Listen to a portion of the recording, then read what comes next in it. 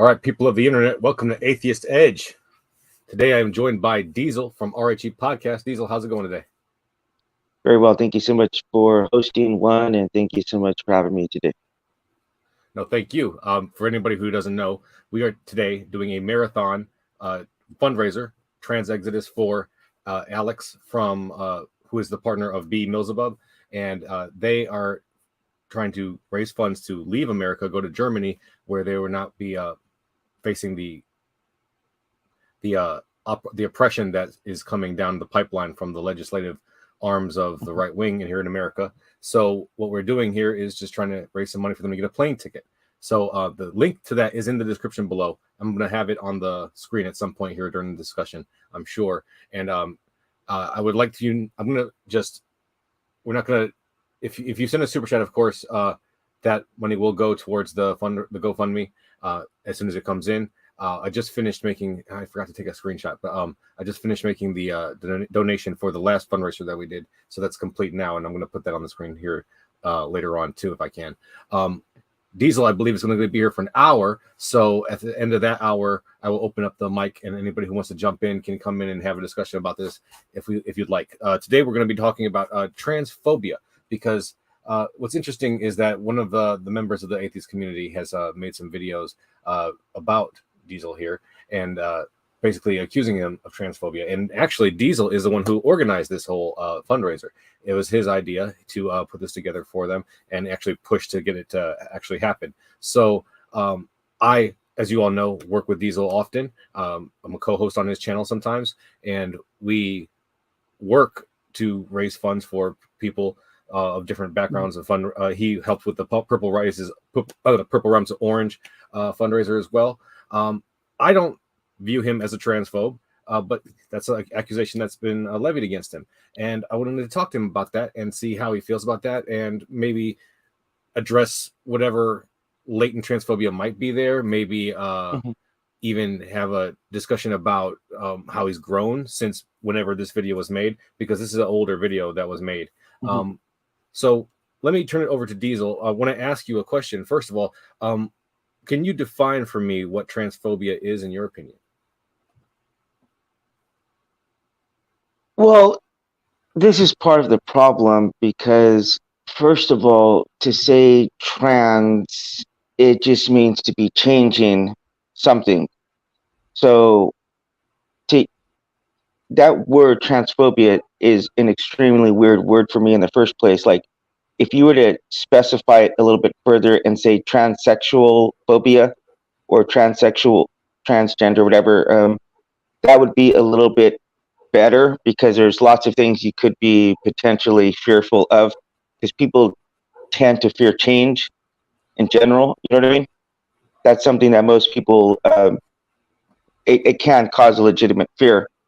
So, but I don't know. I think the way in which you might be using it and the way that I might be using it is a little bit different. But I would say to have some kind of negative feelings or hatred towards trans people, transgender people. Hatred, fear, irrational fear of transgenderism, transgender people. Sure. That sounds like a pretty good definition. So you've been on YouTube for a while now, right? How long have you been streaming and making videos for? A couple years now. A couple years now. Would you say that in the beginning of your journey you were more transphobic? Well, in my opinion, I've never been transphobic, but I have become more educated, and I've actually met transgender people, and I've had my position significantly changed. I will say that. We could go on some of the biggest ones in the beginning, and okay, well, the guy you're talking about very specifically, Oz, he convinced me in a podcast that I should use people's pronouns, that they, that they go by, because I was never a person who would have dead named or misgendered somebody in the first place, but I wouldn't have used their pronouns. I would have referred to them as gender neutral pronouns. but he helped, and he used the Bible to do it, man. He helped me to say, hey, look, you know, how about like loving the person as yourself, and wanting to, you know, affirm them and to treat them the way that I would want to be treated myself. And he did that in a podcast, and I was like, oh my God, he caught me way off guard, because I did not expect an atheist to use the Bible against me. But I would say that was one of the first cracks that really started to change some of my positions. Okay, yeah, that's a great one. And I admire that, actually. I think that's a great change for you to make, you know. And I want to be clear, you know, coming from where I'm coming from as Atheist Edge, you know, before I was an atheist, before I started even having doubts about God, his existence, you know, I was a full-on Christian, homophobic, transphobic, all those phobes, you know, a bigot and a misogynist. And, you know, I had those feelings and thoughts are still in my framework, you might say, of who I am. You know, I have to be cognizant of how those things affect me and how I'm interacting with the world. Sometimes it's getting a lot easier since I've integrated these, or, you know, perhaps I should say not integrated, but abandoned a lot of these bad programmings, you might say. So I have a lot of empathy for you, and whatever you are still a Christian, you know, you're still a self-avowed Christian, and you believe in sin, you believe in God creating the world and making things the way they want them to be. So I have a lot of empathy for where you're coming from in that place, you know. So I don't hold it against you, whatever transphobia you may or may not have. When I talk to you or any other Christian about these issues, you know, I'm personally, and maybe it's a lot easier for me because I'm not so invested being not a trans person, and maybe that's something, a point of privilege that I need to think about, you know. But I understand why people who are trans, people who are more invested in this particular fight, they might take a lot of more umbrage with, you know, even subtle transphobia. So what I want to ask you about is now I watched this video. For those who don't know, it's by Oz, and the video is called he calls you Dr. Dudum.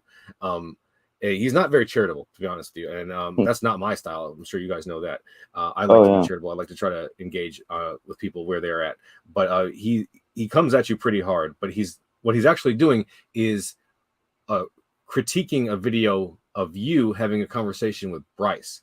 Could you give me a little bit more background into that conversation? Like, when did that actual conversation happen, and what was the because there was some background to that conversation, if I remember correctly. Yeah, no, this is great. This is absolutely great, because on REG podcast, I don't try to solve any one issue on a single talk.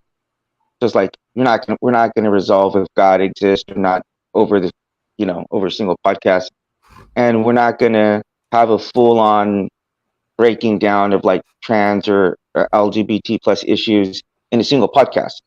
So what Bryce and I did was we did three talks, and that gave us time to digest and to research. And like after the first talk, I'll give you an example. After the first talk, he emailed me, which I told him I appreciated so much. He critiqued our talk, extremely charitable, and he sent me some videos of like some gender neutral bathrooms that were like open ended, that you could come in and out, kind of like like in some like airport terminals have those. And so you know, he educated me, and he was patient, and we did do a series of 3 talks. And I would say that I told him in the last interview, I felt like he was an MMA, and he was like kicking my leg continually. And I found some of my positions becoming more and more untenable to hold on to. But he didn't try to punch me in the face and knock me out. It was a little small. It was like a death by a thousand cuts, I would call it. But yeah, I did go onto his channel, and then I asked him to come onto my channel. And I think, in my opinion, I thought we were both extremely charitable. We didn't yell. He's bisexual, and I didn't attack him. I didn't call him any names or, whatever. I think there's a lot of Christians do, but I enjoyed our talks. Let's just say, apparently Oz didn't, but I enjoyed them.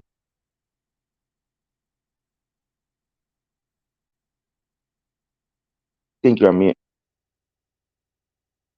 I was going to ask you more specifically about what you might remember as far as how those series of conversations changed you. But before I do that, I want to remind everybody that this is a GoFundMe for Alex to get a ticket to Germany. The link to that GoFundMe is in the description below. I am begging you, pleading you, if you have any spare change at all, just throw it that way. If you send a super chat this way, for any reason, we're going to read them on the screen, and we will definitely donate that those proceeds to the GoFundMe as soon as they come in. But it would be much better if you just go send a donation and let me know that you did, and I will shout you out in the chat. Please do.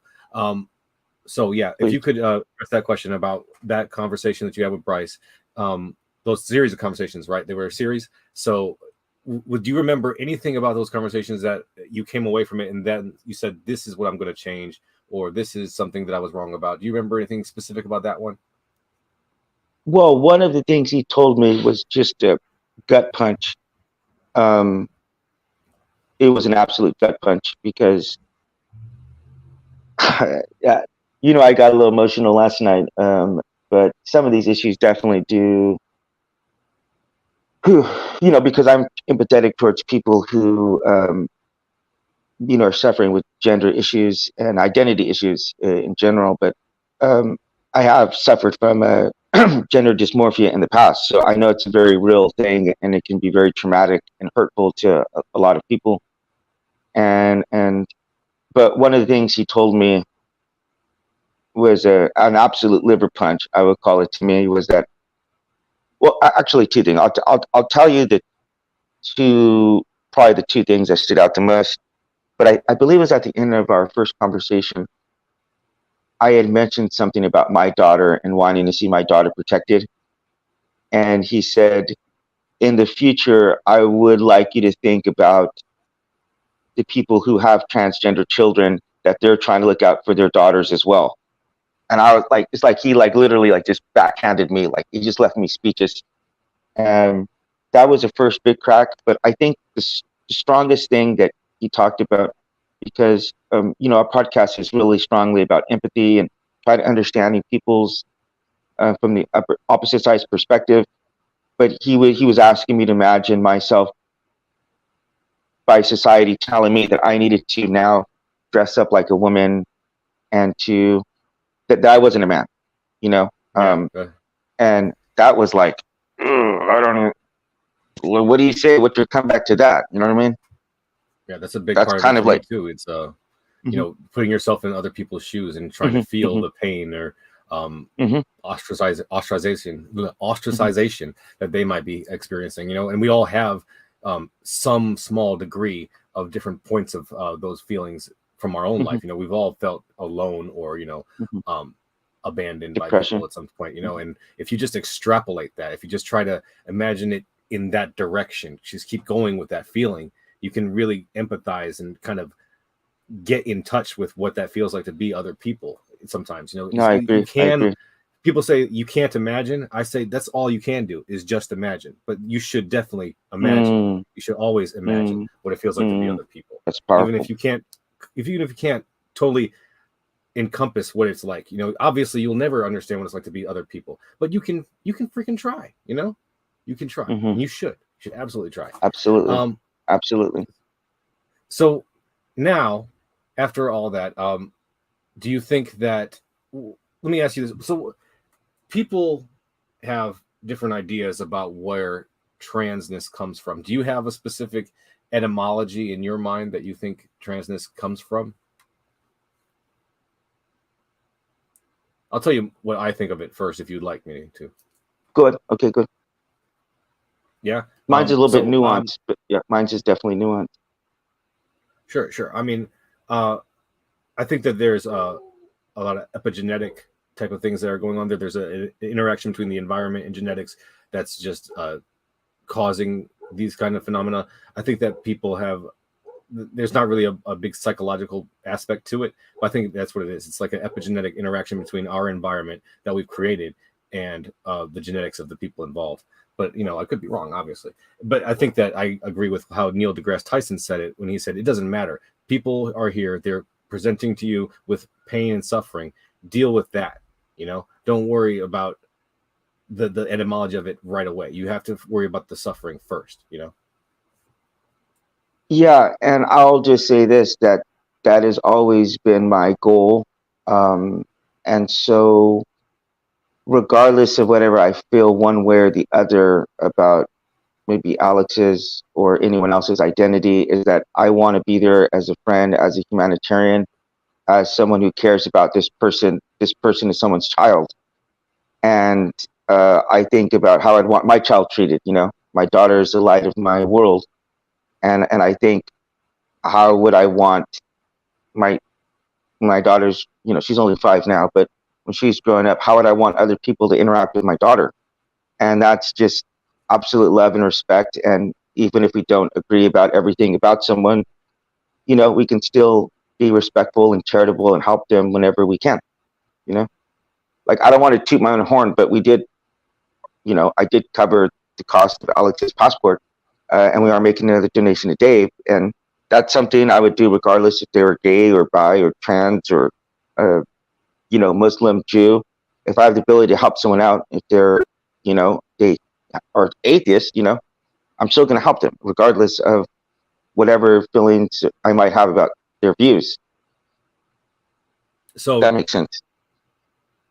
In your opinion now, as a Christian, and I obviously I know you're not going to speak for God. You're not going to try to pronounce judgment or say like this is what it is. But in your opinion, do you feel that things like homosexuality and transsexuality or anything of that nature are quote unquote sins? Well, first I would like to just discuss the first, before I answer that, because I would like to discuss the first question that you were asking, which is where I think it might come from. I definitely do think there might be a variety of different things that might contribute to this, but ultimately, at the end of the day, and I might have a divergent opinion from a lot of Christians, but it seems like this was something that was created by God, in my opinion. As I would kind of say the same thing about homosexuality, because a lot of gay friends I have that I've known in my life and relatives, they've all told me they knew they were gay when they were 5 years old. Just like, you know, I'm bald, man. What would I feel if God said, you know, you got to have a full set of hair to be a good person, and being bald is a sin? Like, that's just the way I was created. So I don't have all the answers. I don't claim to have all the answers on this issue. But specifically with what you were talking about as far as being sinful, yeah, that's a hard one, because how could it be a sin to be who you are? You know, that to me is, I find that to be really, really an assault on your reason and people's moral intelligence. And so it's conflicting. I'm conflicted on the issue. That's the main thing I can say. I'm definitely conflicted. Conflicted. Okay. Well, I mean, it's certainly a good answer compared to most that I would probably expect to hear. I'm just putting the link to join in the description right now. So if anybody wants to join the show for the second half of the show, we're going to go from 7 to 8, try to keep things going, try to keep reminding people to donate to that fundraiser. So if you want to join, if you are one of the creators that frequent these channels, I would love to have you. I would really appreciate it, actually. So please do. Okay. So you're conflicted. You're not really sure if it's a sin or not, pretty much, right? Well, I've heard commentary both sides. Both sides. I've heard commentary saying that, well, there's some historical context you have to consider. I will just say this: I'm not a Greek speaker. I'm not a the fundraiser just. Gotta put that up there before I hit 667 or whatever. Hell yeah! Thank you all. I'm not a so I'm not a scholar, and I don't understand exactly what somebody was trying to convey 4,000 years ago or 3,000 years ago. So I would say I'm doing my best to try to understand it. But even if it were, let's just assume it were a sin, my obligation as a Christian is to pray for people and have compassion for them and to love them. And to know beyond any doubt that I'm no less of a sinner than these people, you know. Right. See, I don't. that's where I want to stop you right I don't. there. Hold on. Yeah. Okay, go ahead. Finish. I don't want to Well, interrupt you, but I do want to focus on that what you just said. That's the main thing. well, I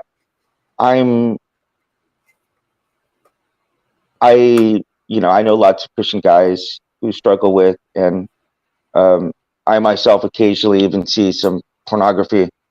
I don't find that to be any worse than it's not being the best that we could possibly be, things in our lives. So I'm no less of a sinner than any person I encounter daily, atheist or, trans or gay or whatever. So, I mean, but I think that when we first started interacting, you and I, you would have been much more clearly on the side of it's a sin that we have to have empathy for. Do you think that's accurate?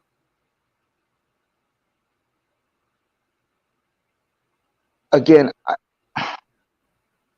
this isn't like, I'm not trying to dodge the question. I'm trying to ask you I'm trying to answer as directly as I can. It is a little bit more nuanced. We'd have to get really, really far into it. But just for the sake of brevity, let's just say that I do believe it's a sin. You do now?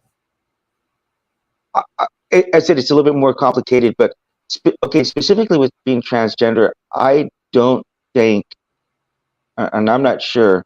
I guess the Bible talks about dressing up like people shouldn't cross-dress, but I don't know anything very specifically that talks about like not being transgender.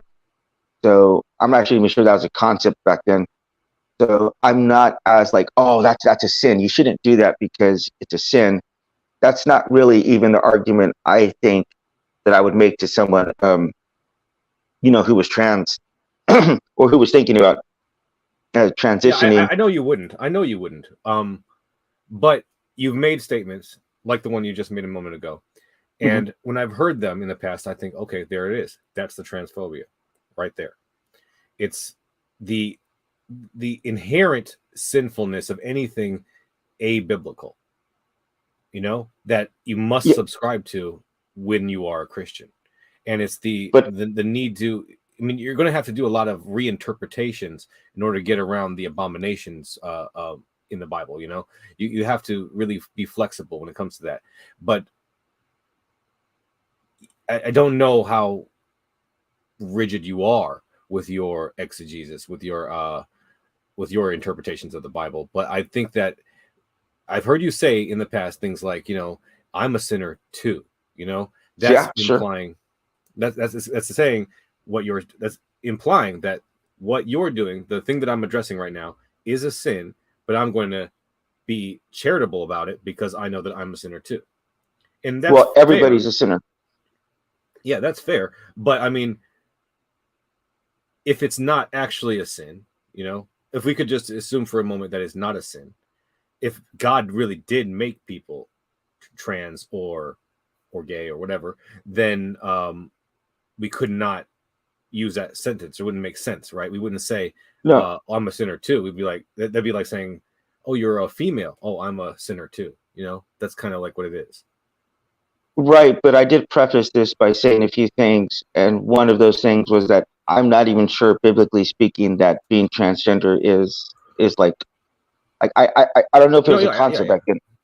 So now being gay, if you're talking about specifically gay, yeah, that is a bit of a different topic because I do definitely think it is definitely condemned in the Bible. But then, as I said, I do believe that some people, maybe not every gay person, some people might be turned gay from other circumstances. But if you were born gay, I don't see how in the name of God that could be something that could be sinful or condemned. Because, and I'll tell you what was a really strong help change that for me was that I read this book by this guy named Ryan Calhoun, who played for the Patriots. and this guy was gay, and he hid his homosexuality in the NFL, and he didn't even have sex with the guy till he was like 32 years old because he was so terrified that anybody might find out about it. And but he resorted to using drugs and painkillers and drinking. And I mean, when I was listening to this guy's audiobook, I mean, I was just crying like a baby to know what kind of pain that this guy was in for being nothing other than himself. And it was horrible. It was a horrible read to know that people were made to feel that way about themselves, and my religion was a part of it. You know, it's not a good feeling at all. I'll say that.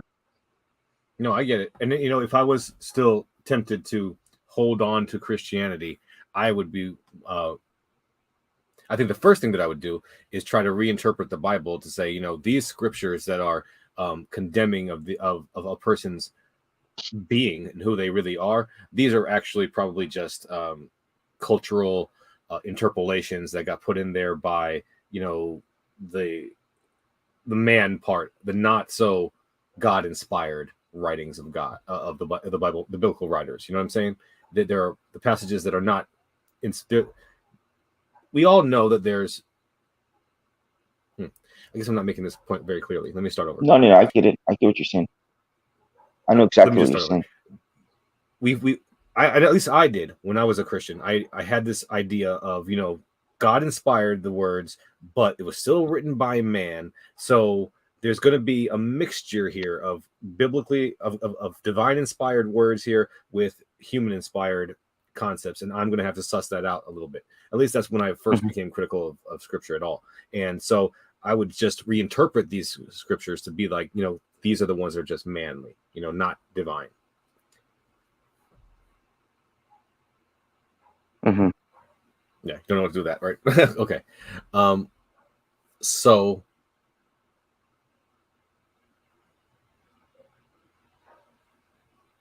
what is the difficulty in like you said, transness isn't mentioned in the Bible, but we have homosexuality mentioned in the Bible. And so you're not ready to say that these scriptures are not, that they're incorrect, right? Well, it's not a matter of that. It's that I don't know. Like, as I said, I'm not a native Greek speaker. I don't know how to read the Old Testament and try to discern exactly what the Hebrew writers were intentionally trying to do that would have been understood in their cultural context. Like, I'm just going to give you a quick example out of this. Like, I'll use a word right now that we use in our hometown, which you're not going to have, even though you and I are both native speakers, you're not going to have any idea what I'm talking about. Like, do you know what an O-8er is? Do you know what a delian is? Like, those are words that we use in my hometown to refer to Oildale, which is like a really strongly meth-infested kind of like trailer park. That's the area code is 08, and so we call them 08ers there. It's like a drug. It's like saying white trash, and I hate using that word, but that's what the equivalent is. And so if I talk to someone from Bakersfield, they're going to understand exactly what I mean when I say a delian, because we're calling them oil delian. And so even though you and I are part of the same, you know, culture in America, you're not going to understand specifically what I'm referring to. And so I'm sure there's plenty of things like that when you read the Old Testament that unless you are some kind of extreme biblical scholar and have, you know, even that, you're still not going to understand. You're not going to understand specifically what the average person who heard it would have interpreted as. So yeah. I have a little bit of grace in that sense. And, you know, that's also a big part of part of the reasoning as to why I've abandoned Christianity entirely, you know. I think it was Stefan Molyneux, unfortunately, who made this analogy. No shout outs to him. But anyways, he made the analogy that he was a program writer. You know, it might not be him, actually. I hope it's not. Anyways, writing programs for the computers, right? They write manuals for these programs, and the manuals have to be translated into different languages, right? And if you take that language from, like, you know, from English to Japanese or, you know, any other language in between, right? And you have to have you have to make sure that these manuals are functional, that you are able to understand and execute the commands within them in any language. And they have to go through great care. They have to take great care in the translation process to make sure that there's not going to be a misinterpretation that causes somebody to, brick their computer. And if these humans, as you might say, right, these men take this kind of care in doing this, why can't God do that? Why do we have a Bible or any of the other scriptures? Sorry about the plane, if you can hear that. You have all these other scriptures that are just open to interpretation, and the interpretations are so radically different that it's just that people will kill each other, kill children and men and women for this kind of things. What this has to be a failure. This is a bug, not a feature.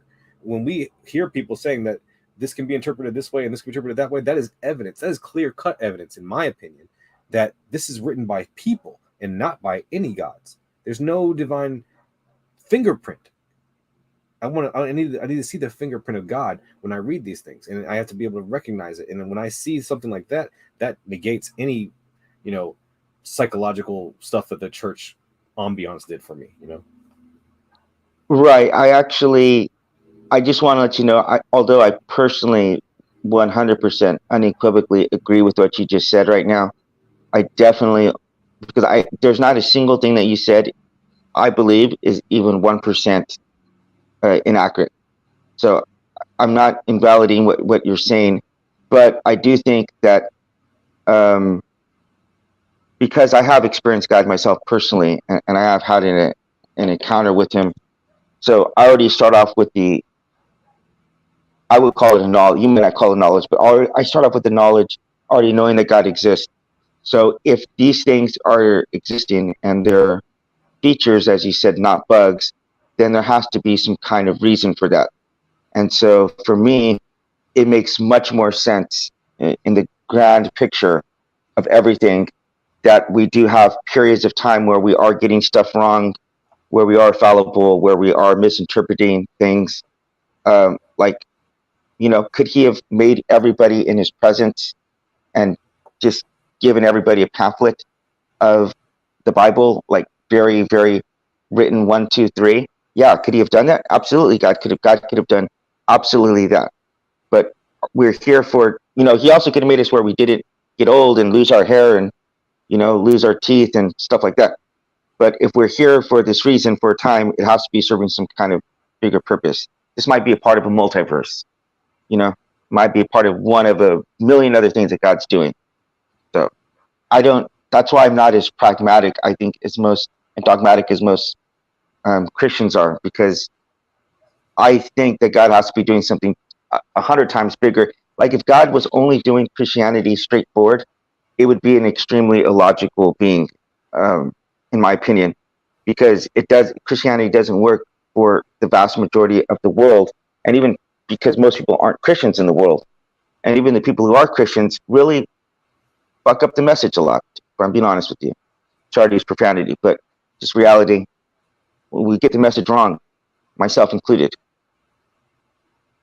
So I understand you've had an experience with God, and I don't know at least not off the top of my head. You may have told me in the past, honestly, the details of it, but I can't recall them at this moment. Do you want to go into that, or is it too much to go into at the moment? I'd rather focus on the trans issue, but suffice to say, 516, I was a non-believer, and Jesus Christ spoke to me in my room. But I really would like to focus on, I don't want to make this about Isaiah Perez or my experience, Well, this is Atheist Edge, as we talk about God.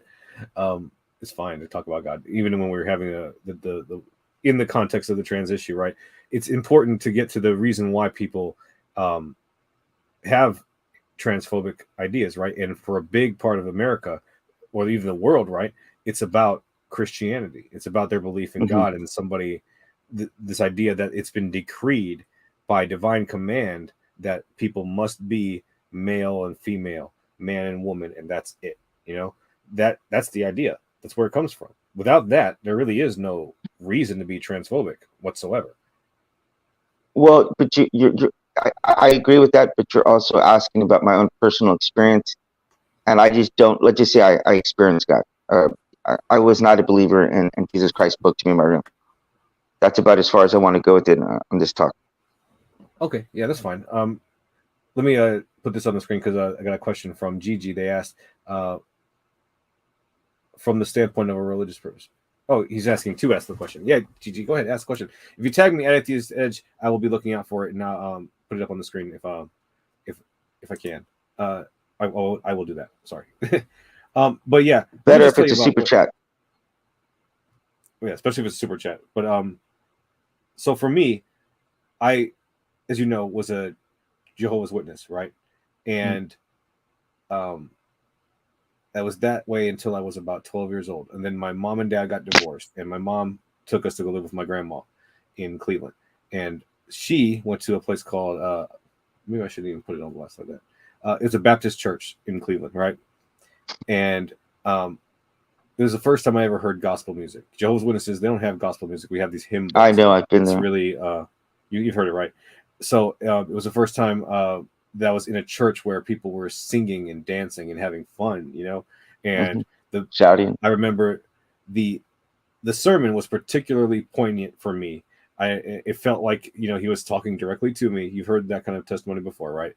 And then while he was doing his call to the church, to call to the altar to join the church, I felt the Holy Spirit. I had this overwhelming sense of awe and, you know, I don't want to describe it. It makes me cringe to discuss it, just describe it every time. So I felt the Holy Spirit, and I joined the church that day. The very first time I was ever in that church, right? First person in my family to join the church. I felt that I had an interaction with God through the Holy Spirit, right? I don't know the details of your interaction, right? But I know that, you know, there's a lot of psychological aspects to different things, and I would encourage you to kind of look into what might be the etymology of the etiology of that experience. It may not be that God was talking to you. It may just be that you had an experience.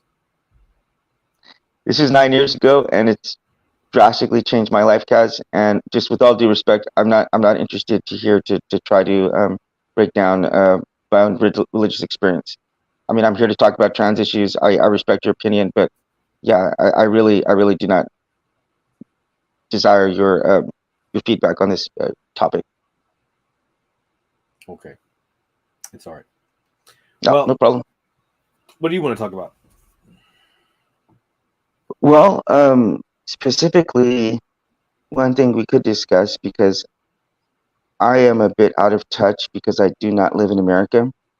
So when people talk about trans issues and stuff, and they say trans people don't have these rights or whatever, the only measuring stick I have is where I live, right here in South Korea, and there, which I hopefully will be discussing on my time, because I did have someone who knows a bit about this topic in South Korea, but I told him like 3 hours off, so I messaged him. Hopefully I can get a hold of him again. But yeah, for real, you don't know, Diesel's supposed to be having his show in the succession of the marathon right after mine. That link is also in the description below, as well as his link to his channel. So please go ahead and get over there, subscribe. You'll see me over there sometimes, and we'll have these conversations again. And I will be pressing him more on this later, but maybe not now, right? So go ahead. I'm sorry, you trying to reach that guy? Yeah, because I just don't know exactly what's going on there in America. So maybe you could fill me in, the listeners, on what exactly is going on that Alex feels the need to flee. Oh yeah, you know what? I should pull this. Hold on. Sorry, you're gonna have to hear me click for a second while I get it back up. Actually, there's 3 bills in Tennessee. At least, and I don't know about all the rest of them. Honestly, I don't know. There's a website here. Gosh, I had it up. I'm so sorry. I should have had it ready to put on the screen. If you give me a second, I will get it back. There's so many bills on the docket all around the country. It's not just the ones in Tennessee that got passed. I think 29 have been passed so far. 66, I can't remember. I'm gonna get it. I'm sorry. I don't like talking on my ass.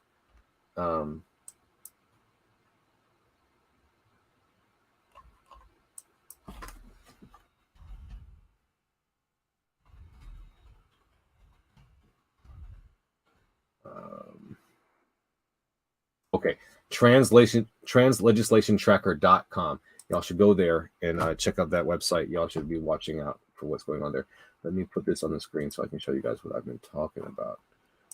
Hey, can you hold on for 1 second? I need to get some water. Yeah, go ahead. I'll be right back. In the, there we go. And share screen.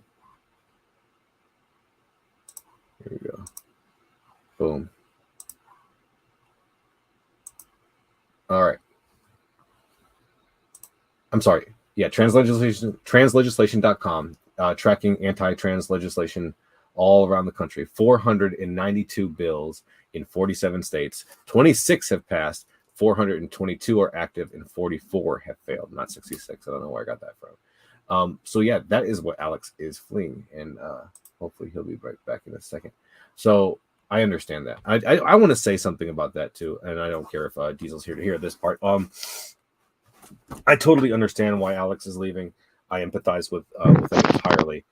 I'm not going to tell anybody what to do as far as what makes you feel safe and how to make sure that you take care of yourself and your family. You need to do what you need to do, obviously. But I will also say that for every person that leaves America, that's one less voter that we have on our side to fight against these things. That's one less person to make any kind of change in this country and talk about these things. And, you know, a person who actually is trans like Alex can speak to these things way more factually than I can. So I do think that all else being equal, if you can stomach to stick it out with us a little bit longer and try to keep fighting these things from within, as a patriot, as a voter, then I encourage you to do that. But I understand why you would want to leave, and I empathize with that entirely. So if you must, then you must, and you have my support, which is why we're doing this right now. We will support you with whatever you need to do to make yourself feel safe. But I want to make everybody feel safe as much as I can by fighting these things as a citizen, as a voter, as a advocate and activist, because I don't want to give up on America and let it fall into the hands of the MAGAs. Period. Amen to that. So yeah, sorry, I don't know why I have this still on the screen. Please go to that. I should put that in the description actually, just in case. So for later, when somebody else is coming on this show, they can just click on the description and see that. Did Gigi ever ask that question? I don't know. I didn't see it. And then I saw that Purple was going to come in after you leave, maybe. Yeah. So go to that website. All right. Let me see what Gigi's been saying.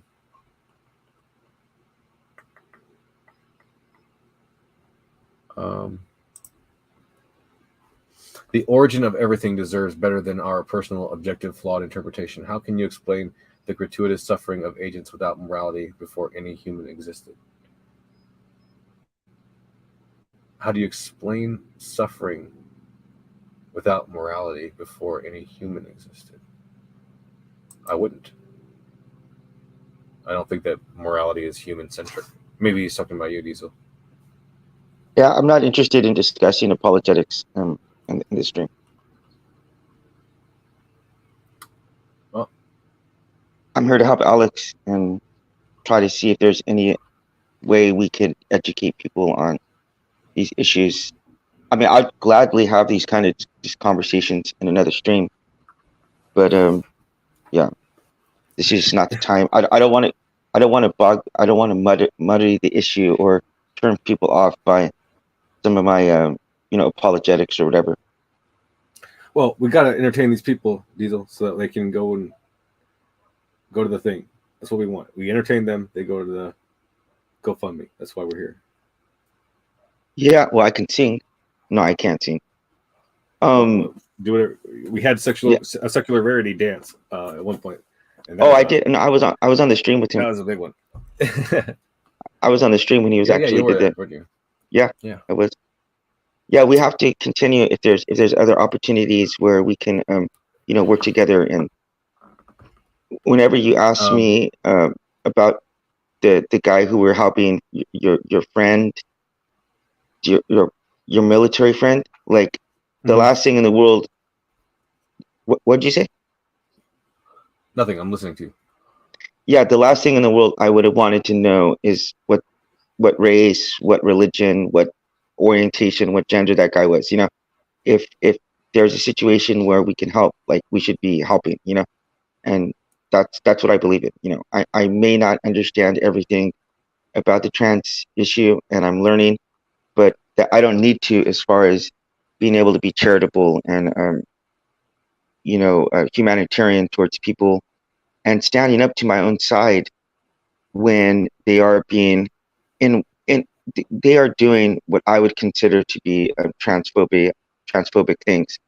Because for me, I, I will let you know this, like I was a part of Oz's atheist group, and nobody had an issue with me until they asked my opinion on the trans and gay issues.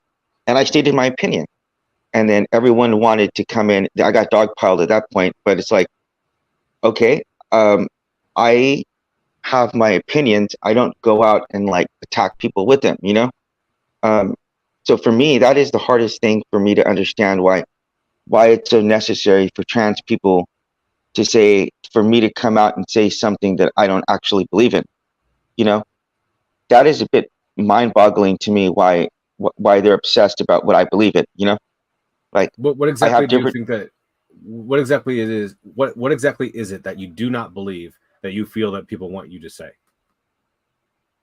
that well that for an example, and I know this is probably going to be the most controversial thing to say, but if you don't believe that when someone, you know, transitions, that they actually become that sex or that gender, you know? So, like, I'm going to use specific language, right? You're saying that somebody would want you to say that a trans woman is a female, Or just as a woman, in general. trans women are women. Yeah, but the thing is, I wouldn't say the opposite. You would never hear me going out and say, "Oh, trans women aren't women." So You know? I think I want to come at this from like a linguistic philosophy perspective. You know, I think that's the best way to discuss this subject with you. Now, like, I just want to be clear. Like, I think that everybody who is not trans has some degree of transphobia within them. I think that you just can't help it when you're a product of your environment and you live in a transphobic world. I mean, to deny that would be to deny the effective environment on our lives, right? I think even the most ardent advocates for trans rights probably have some small, maybe infinitesimal amount of transphobia, and I hope that I have only an infinitesimal amount of transphobia. But I am, a person. I'm a human being. I'm flawed. I'm imperfect, and I don't understand everything. And I have reactions. I have emotions that are not logical. So you have to address them as they come. I think that to say, like, I am not transphobic would be a dishonest thing, right? To say that I am working on my transphobia, or that I am minimizing my transphobia, or any other negative kind of bigotry, or racism, of course, is a big one. I noticed that the almost everybody I've ever met has displayed some degree of racism in my face. I agree, so 100%.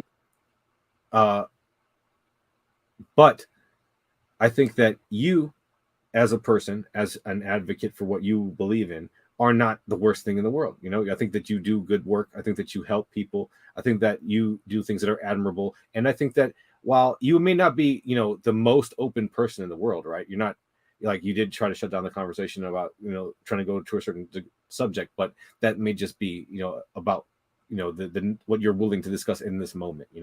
People, they have discussions throughout their lives, throughout time. They're never just who they are at the moment. They're a person in progress.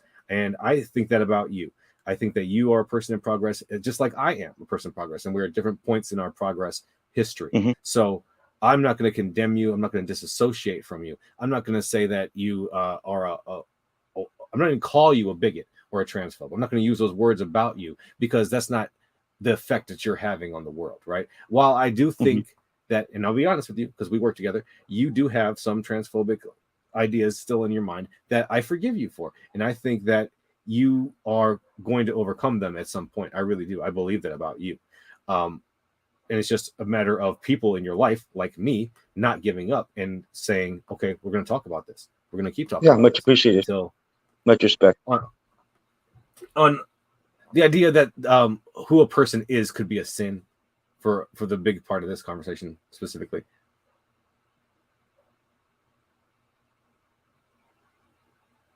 You're still not convinced that these things are not sins, right? Not totally, anyways. It's complicated, as you said. Yeah, because I don't know the exact, and I don't know, maybe I just don't know the exact science or, psychology or whatever about it well enough. But if the person was, let's just say, for example, transgender, and let's just say like in 50 years, we could like 100% determine what it was in their mind that was causing this.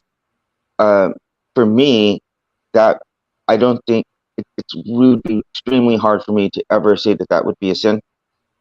But again, I'm not convinced from looking in the Bible that very, like, I could say black and white, like, okay, you shouldn't kill. Is this the same as saying is like you shouldn't kill and you shouldn't be trans? Like, to me, I would never equate those two, So it's yeah, I don't have 100% answers on this right now. That's all I can say. Yeah, I understand. Gigi once again wants me to ask you to watch the video from Professor Dave on genders. It was really good. Yeah, I really, really enjoyed Professor Dave's video. Yeah, I love that Professor Dave. guy's He's really awesome. that guy's ridiculously smart. Yeah, definitely. Hopefully, I'll be able to get in touch with him someday. Have him on my show. Yeah, that guy's That'd be insane. cool. He's got like 2 million subs. Unbelievable. Yeah, one day maybe. But so yeah, I wanted to attack it from a linguistic philosophy perspective, right? The word woman, traditionally, I guess you might say, refer to an adult human female. But is that what it has to mean? Right?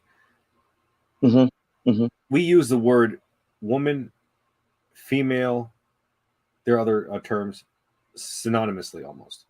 And when we do that, these terms, they get a blended kind of meaning where people just, it doesn't matter which way you're using it, people are going to associate it and it'll be okay for communication purposes, right? But at some point in our history, people started saying that the word woman was a social construct.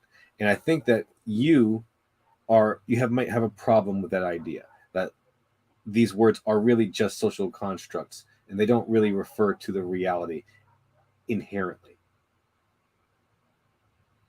Maybe that could be part of the problem. I will say this, that do you know Sojourner Truth? Familiar, I think so. Yeah, she was some black like activist, but she has this I get chills just thinking about it right now. She has this poem called like Ain't I a Woman?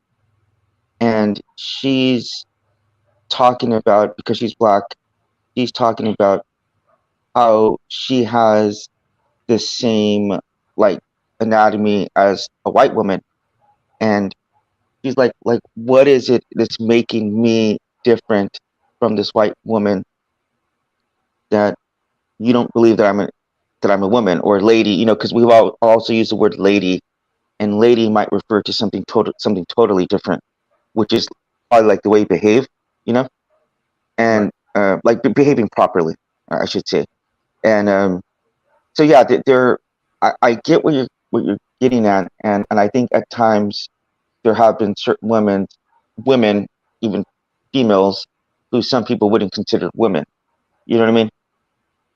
Be it social class or ethnicity or looks wise. You know what I mean? They might not be, they might not have been considered women by other people's standards.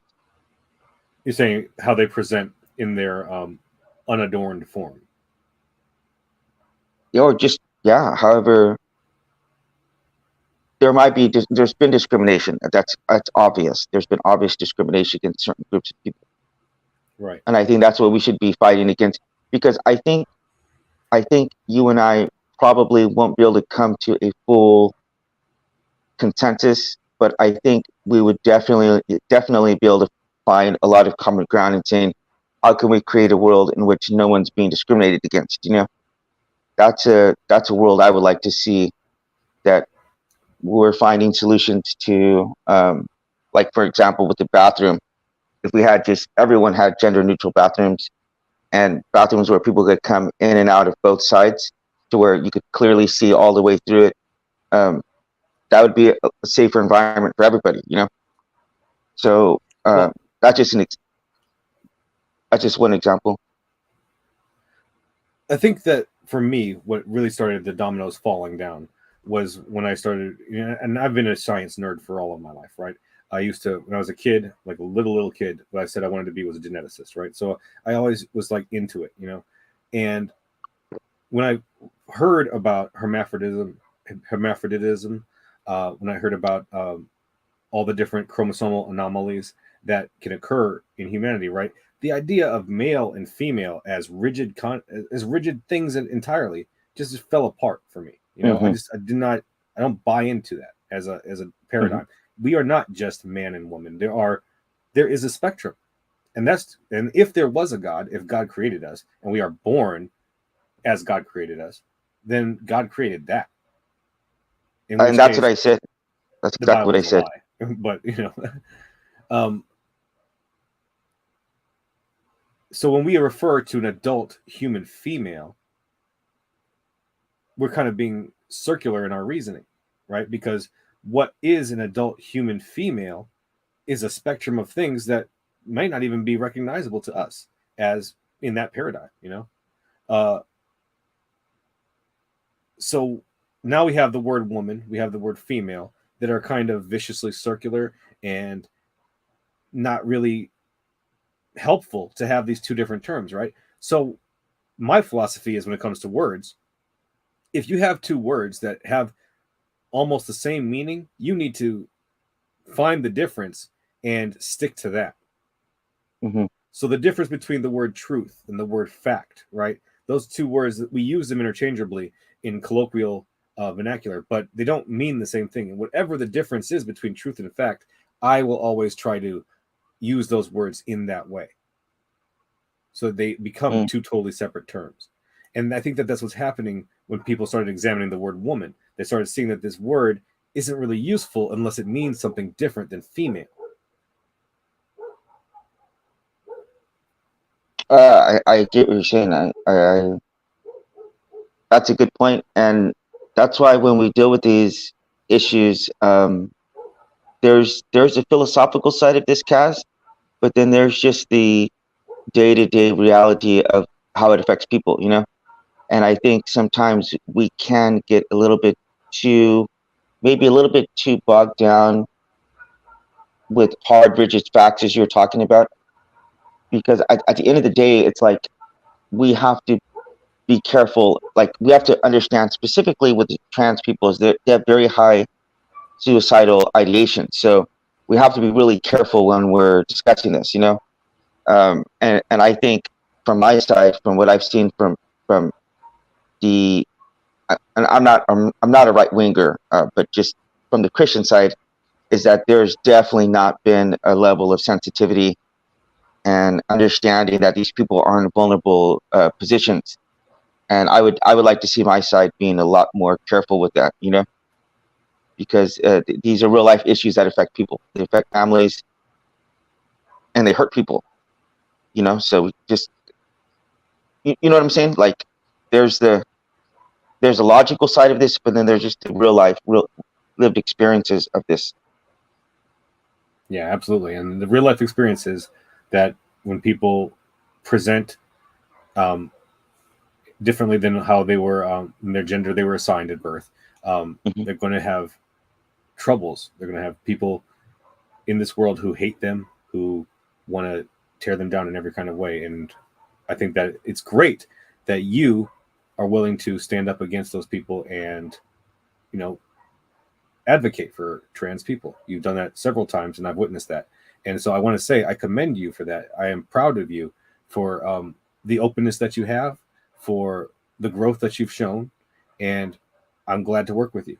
And I think that you're a work in progress like everybody else, and you're going to get there. And I'm happy to be here to see it. You know. That's very much appreciated. Definitely more charitable than Oz was to me. I'll say that. Yeah, well, and I do want to say, to be fair to Oz, right? He's using you in that situation as an example, right, to make a point to the wider audience, right? And so I understand why he's doing that, and it was that kind of atheism advocacy that shook me out of my apathy.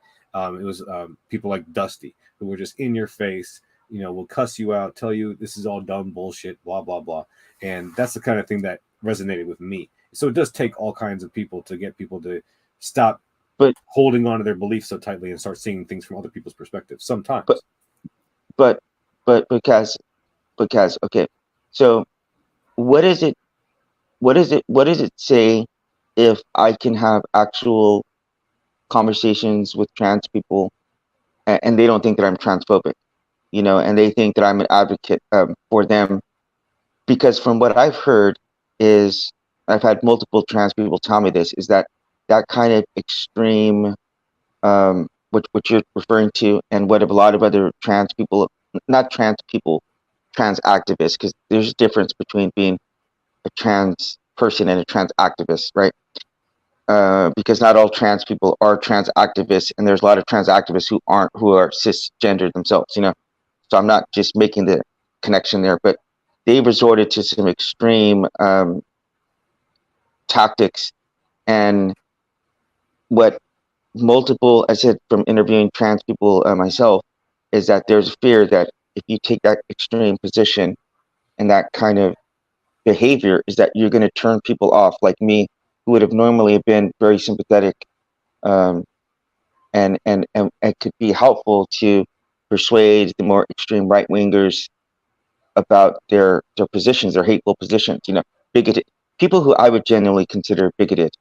No, yeah, you're You right. I know, mean, like I said, it takes all different stripes to make this pattern that we're trying to put together here.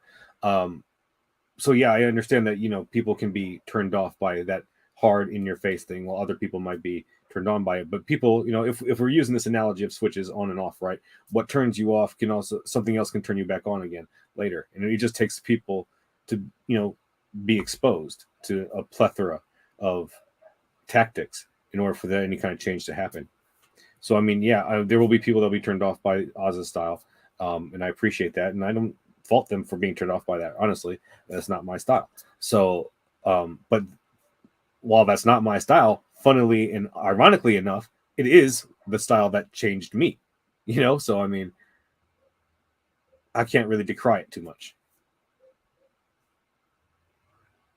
for me though, it's like, if I do want trans people to be incorporated into society, and to be able to be, you know, find safe spaces and everything, it's really hard to do that with the level of vitriol that takes place on either side. You know, like I think everybody just needs to tone down the rhetoric a bit. And for me, the biggest thing that has made some of the biggest differences, one is getting to know trans people, one, and then two is seeing trans people like, you know, who make videos, people like Katie Montgomery, um, uh, you know Katie Montgomery. Yeah, I mean, I don't know her, but I do know of her. Well, okay, you know, yeah, I was actually in the UK and I messaged her and she responded back after I left the UK because I was going to see if I could meet up with her and interview her in person. And she got back to me like 2 weeks after I left the UK, so we dismissed each other. But people like her, seeing them being functional members of society and, you know, contributing to society, I think that's put a really big dent in some of my views, because, well, let's just say it's very powerful seeing people like that. Someone like that is 100 times more powerful than like a trans person who's out there screaming and yelling and throwing food on people, like they recently did, like the lady down in Australia, and I don't know her name right now, but she went to visit Australia, and I guess they consider her transphobic, and they were throwing food on her and stuff. And to me, seeing someone like Katie is infinitely more powerful than seeing things like that. Yeah, I think I agree with that, which is kind of why I'm torn about even doing this whole fundraiser. Obviously, like I said before, I support Alex and their and their need for safety. But like I said, we need all of us, as many of us as possible here, fighting the good fight with us. And when we give up any of our number to other countries, that makes them stronger and us weaker. Interesting. It's not like it's a contest. I'm not trying to compete with Germany or anything, but I'm just saying that we have a lot of bigots of a lot of different kinds here in America with a lot of power, a lot of money, and we need as many of us as possible. But like I did also say, it's difficult. You got to do what you got to do to keep yourself and your family safe, and I totally support that. But if Alex does hear that and decide that they don't want to move, I don't care if they keep all the money that I raised for whatever I send. I think I'm gonna put it together a donation. I'm not gonna say how much it is yet because I don't know how much I have, but I'm broke, just so y'all know. But I will make some. Welcome to the club. Personally, for my donation, what I'm gonna send, I don't care if they keep it and spend it on whatever they want, or if they want to pay a lawyer to whatever. Do whatever you want to do, Alex. Feel safe, be happy. That's what I want for you. Yeah. So I know that you wanted to get out of here so soon, at least. Hopefully, don't leave right this second. But Purple, if you are out there and you do want to join, I would love for you to join. Or anybody else who would like to join for the last hour, because Diesel does need to get going. Because Diesel has a show coming up in this marathon that we're doing for Alex, and his show is going to start at 8 p.m. Eastern. Kaz, I just want to say thank you so much for helping me. And wait, did you say 8 p.m.? So that's in 1 hour, right? That's in 50 minutes. Yeah, we have 1 hour from now, which is 7 p.m. my time, which is 8 p.m. Eastern, right? We're on totally different. It's 8:10 a.m. right now where I'm at. But I'll tell you what, man. These time zones have screwed me over when it comes to making these shows more often than I can tell you. Like, it's embarrassing, really. Thank God for this, man. I know you don't believe in God, but thank God for this, because my time that I had set to wake up was at 9 o'clock my time. So, and I thought, oh yeah, I'm gonna have like an hour to prepare. But had I done that, I would have totally slept past the stream. So, anyway, thank you so much, though. I really appreciate it. You also helped out a lot. Thank you. And yeah. So, yeah, we'll talk soon. We'll talk soon. All right, bye. All right, so I'm gonna be alone on the screen for a little bit. I don't ever do that. Is he just frozen, stuck in here? Let's kick him out. Bye, Diesel. Man. So let me just go through the chat until somebody comes in here, if anybody does, and I'll just talk to you guys for the next hour if that's what I gotta do. But let me just see who's here recently. I see True Tech. What are you talking about, True Tech? I dodge arsons. Okay. I am merely acceptable collateral damage to the disingenuous. Nice. Oh man. Y'all are talking about something. I don't know what y'all talking about. Let me go up there. KCA Randy, GG. Good to see you guys. Reminding everybody once again, let me just say this, that you know what I can do? Let me tell you what I can do.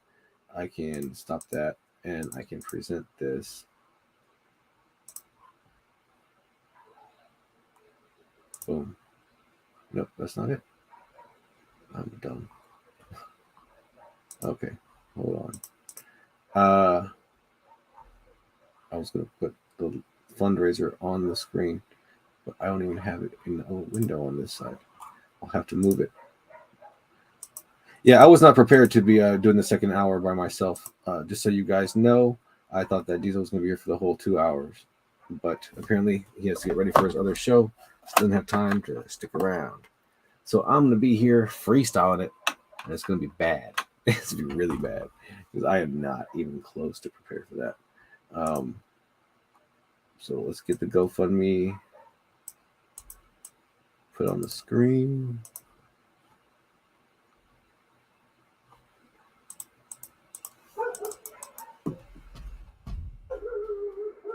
There we go.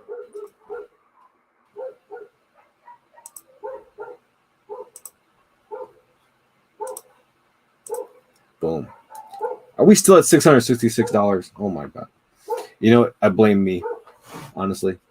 Just not entertaining enough. Obviously, you guys hate me. You don't care to see what I have to say, so you're not donating to the GoFundMe. I understand, and I apologize. I don't know what else I can do. You want me to? There we go. Now me and Secularity are even. I danced on screen like a fool, like a damn fool. Let's see.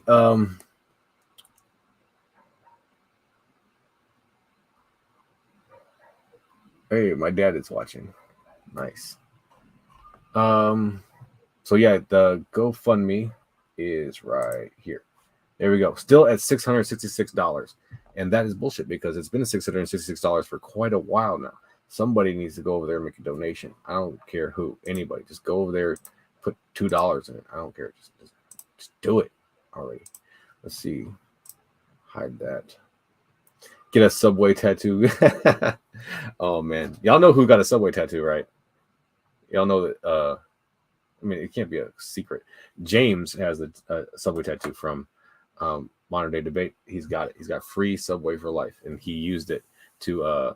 I don't know this for a fact. Actually, I should preface this. I assume that he used it to cater the debate con with that tattoo proceed because he's got that tattoo, and we ate Subway at the debate con last time. I'm not gonna be able to make it to that one this time, y'all. So sorry about that. I wish I could. We lose a bet. I don't know. Probably right, but I mean, free Subway for life. I mean, that's a lot of money that you can save if you can stomach it. I mean, I would at least consider it. Wouldn't you? At least consider it, maybe.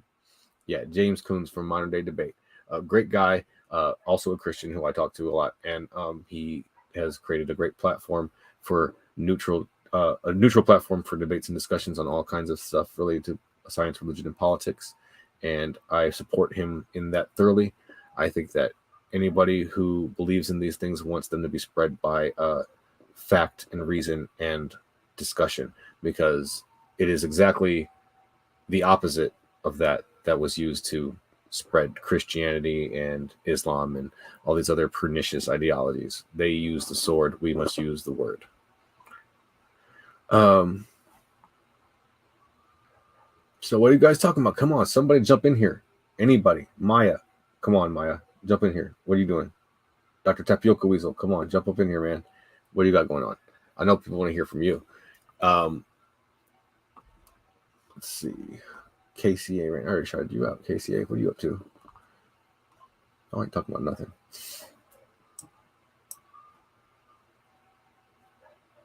Let's see. True Tech, we should not remain as expected to barter for human rights with sociopaths of malignancy. No, you should not be expected to, that's for sure. But if you can, not to barter, but to fight. I wouldn't say barter. The link to join is in the description. If you want to join in and have the conversation, you can just look at the description. There's a link right there. It says StreamYard. Let me double check to make sure I put it in there, just in case I'm talking on my ass again.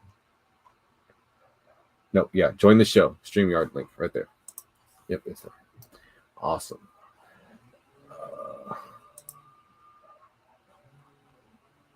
But yeah, go donate, y'all. We got another 45 minutes of this. I'll tell you what, I will stop the show and you won't have to hear me again if you make it to $1,000. There you go. If it gets to $1,000, I'll shut up. Shut me up. But I'll just keep sitting here rambling.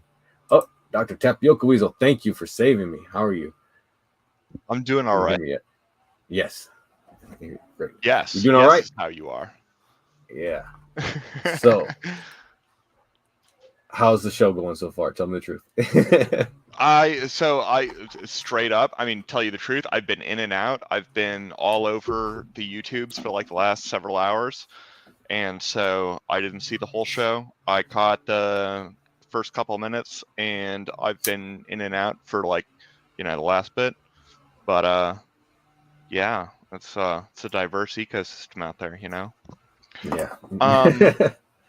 Yeah, no, I mean, not gonna lie, the first bits I watched, and I didn't necessarily keep on watching. Certainly, I don't know, guy seemed a little problematic, but that I understand why was you say that. I do. yeah. And it's one of these things. Again, I didn't stay and watch much because I have a very short attention span. It's remarkably bad.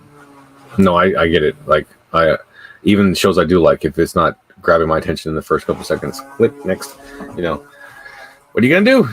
Not to say you're just being bored just because you want to view, right? Yeah, no, for sure. But yeah, I mean, how you been? I'm okay. You are you member or Patreon? You're member. At this point, well, I'm definitely a member. I might also be a patron. A lot of the times I'm both. Because I'm single and have a fair amount of disposable income, most of which I spend on YouTube. Right. That's we really appreciate it, just so you know. I appreciate it so much. So what I've been thinking of doing is doing a daily show every day, 6 a.m. Eastern to 7 a.m. I have a bunch of topics ready to go. I have a bunch of papers that I've started reading, and I'm going to start presenting, what I find related to these subjects every day, early in the morning with my coffee, just hanging out, seeing who's out, who's awake, try to be the first one on the block, Yeah. But I'm thinking I might do it on Patreon and for the members only for the live, and then have it be clips and stuff for the main channel. Yeah, I mean, so I will say, if it's at 6 a.m. Eastern time, I live in the Pacific time zone, so that would be 3 a.m. for me, so I wouldn't be available literally ever. Right, but you'd be able to listen to it as soon as you wake up. For sure, man. Yeah, right? Yeah, no, and I really like it, actually. I should take a look around, because there probably already are a few people that I like that are streaming when I wake up on most mornings. But the only day of the week that, like, when I wake up, I have a stream that I want to go to, like when I wake up, is Saturday mornings with Bree at HiveSci, who just hit 1,000, and everybody here should go and subscribe to HiveSci. Hell yeah, definitely do that. I wish I could. Oh man, Bree, it's a fantastic channel. I used to. So that's Saturday mornings, and yeah, that's Saturday mornings, and she does exactly the same thing. She does a show Saturday mornings. She does Creation Watch live from the Hive. A few others, Cryptid Corner and things like that. And she basically like films them all on Saturday mornings with the live chat, and then she releases them throughout the week as premieres. And it's wonderful. It's the best of both worlds, because you get to hang out live with everybody and do that, and then you sort of get to double dip and come back and. Is it all science stuff? It's all so yeah. Her interest is like what's the word? Entomology. The one about insects, the one about bugs. Oh yeah. Not just insects, also like arachnids and stuff. But yeah, no, she's super into the bugs. Yeah, Nice. the bugs and stuff, and it's really cool. She really knows a lot about bugs, which is a vast field. I mean, there are more insects and arthropods than there are mammals by like a factor of like a lot. I don't know what the number is, but it's a lot. Yeah, I think that I heard some argument about how Noah's Ark was impossible just because of the insects. Like, just because of all the different kinds of insects that would have to be on that ark. Something like that. Yeah. I just got my kids a bug catcher thing. It's like this. It looks like a gun, but it's got an open bore in the hole, and it's like a vacuum. You turn it on, and it sucks the bug into it. It's got a little chamber that you can see it crawl around in there, and then transfer it to another container. It's really cool. Yeah, I guess vacuums are literally like one of the main tools that are used when you're like getting rid of like beehives and stuff. You wear like the whole suit and everything, and then you walk in with a vacuum, and you just vacuum all of the insects up, and because it works perfectly. Speaking of bugs, can you hear this? You can hear this, can't you? Yeah, a little bit, but it's not a weed huge whackers. problem. Yeah, they're building a house right behind me, and is it a weed I guess whacker? They're cleaning up. Yeah, it sounded like either cleaning a up the weed brush whacker or room. like a chainsaw, but yeah, too constant to be a chainsaw. That's why I wanted to listen. Yeah, I didn't even notice it until you asked. That's why I want to start doing things at 5 a.m. because I can get up. I always get up early. I have a problem. I have sleep apnea, and I don't have a CPAP right now. I smoke, and I should start putting my fucking coughings in like a anti-smoking ad because it's really just gross. So I wake up in the morning super early, and everybody else is asleep. So I thought I should just do my show then. Yeah, absolutely. So, what's been going on with you at your job lately? How's Stanford? Yeah, no, it's been good. I've been, trying to. We've got a few different projects going on. So I've been trying to get this 3-dimensional imaging project of our ultra cold atom clouds to sort of like come together and give us some of our photogenic early data, which will be wonderful to try and basically make a 3-dimensional recreation of what the actual atom distribution is in our vacuum chamber. And so that's fun. And then we're also how big is the chamber? So the vacuum chamber is, I guess it's got a diameter, so it's roughly cylindrically shaped, and it has a diameter of about, I guess, 6-8 inches, and a height of maybe another 6 inches or so. 6 by 6. Yeah.